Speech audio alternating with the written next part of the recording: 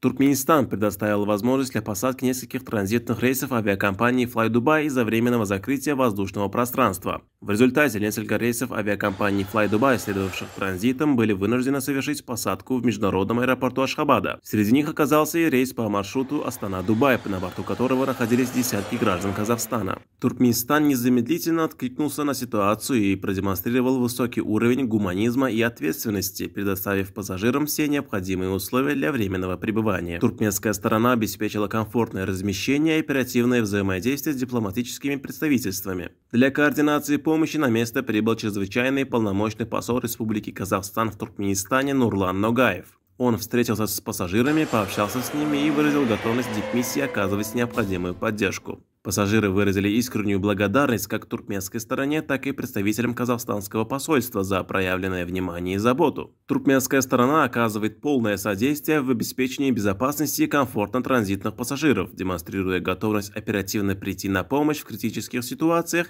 и обеспечить международное сотрудничество на деле. В ближайшее время ожидается восстановление маршрутов и возобновление рейсов по направлениям следования.